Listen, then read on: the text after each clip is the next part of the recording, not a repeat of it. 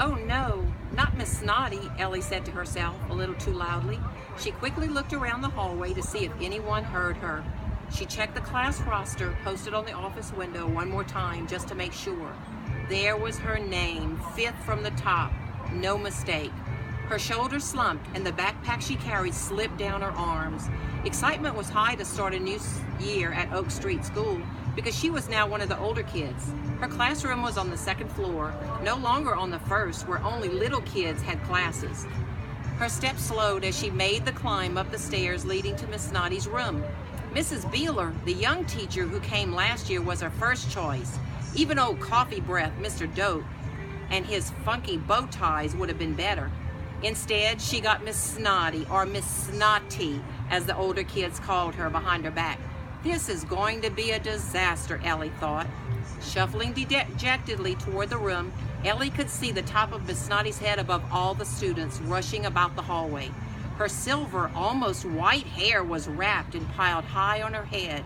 Her grandmother called it a bun. As Ellie neared the classroom door, she spotted her two best friends, Ava and Griffin, who were dragging themselves toward the same classroom. Her spirits picked up and her steps came quicker. Ava and Ellie were best friends since preschool. Ava was one of the smartest kids in the class, always reading some book about science or animals. She was kind of quiet, always raised her hand when she knew the answer, and never got into trouble. Griffin had lots of friends and was always among the first to be chosen on a team. He flashed a certain smile at teachers to avoid trouble when he and some of the other boys did something they weren't supposed to do.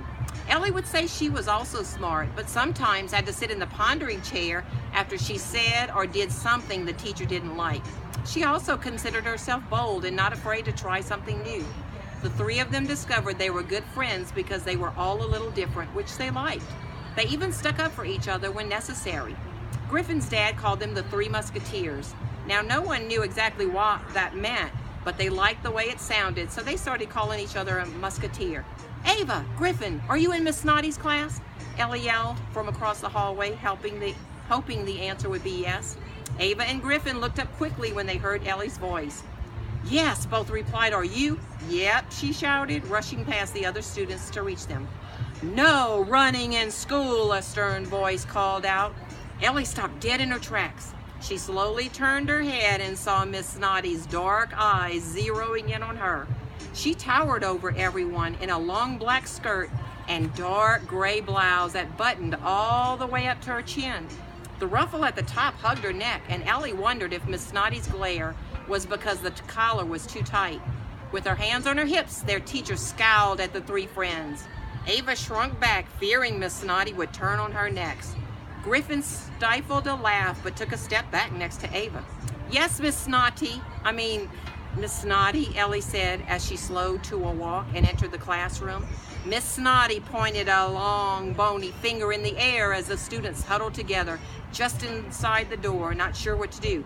Listen carefully to me, children, she said in a screechy voice. You will notice I tape name tags to every desk. Walk around quietly until you find the desk with your name on it. Then put your backpacks on the floor under your seat.